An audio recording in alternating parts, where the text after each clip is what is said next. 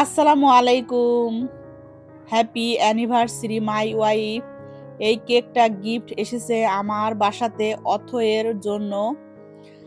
আর সাথে এসেছে কাচ্চি বিরিয়ানি। তো যখন গিফট আসে তখন আসলে আমরা বুঝতে পারিনি যে এই গিফটগুলো কে পাঠিয়েছে। পরে বুঝতে পারলাম যে এই গিফট আমার ছেলে পাঠিয়েছে আমার বৌমার জন্য। তো আমার ছেলের ২ বছর পূর্ণ হলো ৩০শে ডিসেম্বর তাদের বিবাহ বার্ষিকীতে। আলহামদুলিল্লাহ খুব ভালো আছে ওরা ২ জন। সবাই আমার ছেলে বৌমার জন্য দোয়া করবেন। তো আমাদের জন্য যখন এই গিফটটা বাসায় আসলো, তো আমি তো অবাক হয়ে গিয়েছিলাম। আমার চোখে পানি চলে এসেছিল। যেহেতু আমার ছেলে দূরে থাকে, লন্ডনে থাকে, সে ওইখান থেকেই তার পরিচিত একজনের মাধ্যমে সে এই গিফটগুলো পার্সেল করে আমার বাসায় পাঠিয়েছে আমাদের জন্য।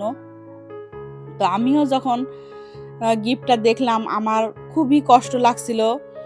আর অথয়ও অনেক মন খারাপ করছিল, সেও কান্না করছিল। যেহেতু আমার ছেলে দূরে থাকে, কাছে থাকে না। তারা মানে আমার ছেলে বিয়ে করার সে কিছুদিনের মধ্যেই চলে যায় লন্ডনে। তো ওখান থেকে সে গিফট পাঠিয়েছে আমাদের জন্য।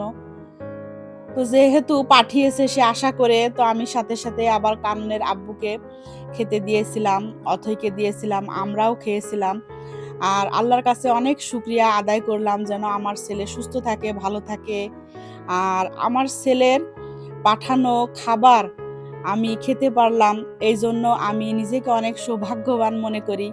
আর আমি পৃথিবীর সকল সন্তানদের জন্য অনেক, অনেক দোয়া করি। সাথে আমার ছেলের জন্যও দোয়া করি। আল্লাহ হাফেজ।